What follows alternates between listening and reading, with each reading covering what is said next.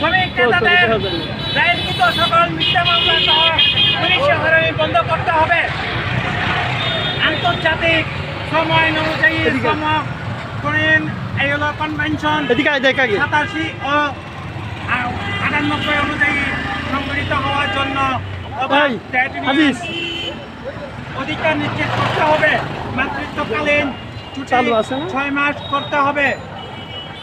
শ্রমিকদের জন্য স্বাস্থ্য বীমা, সামাজিক সুরক্ষা, সোশ্যাল ইন্স্যুরেন্স স্কিম এবং সরকারি সহায়তায় প্রত্যেক কারখানায়, শিল্প প্রতিষ্ঠানে সম্ভবত কাছাকাছি মালিকদের খরচে শ্রমিকদের বাসস্থান ব্যবস্থা করতে হবে। কোনো শিল্প এলাকায় শ্রমজীবী হাসপাতাল প্রতিষ্ঠা করতে হবে। শ্রমিকদের বিনা খরচে চিকিৎসা দিতে হবে।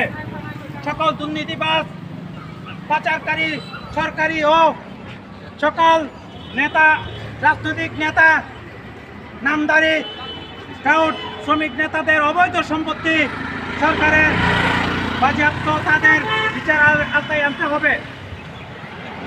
সকল শ্রমিকের মানুষের জন্য গ্রুপ বিমা চালু করতে হবে।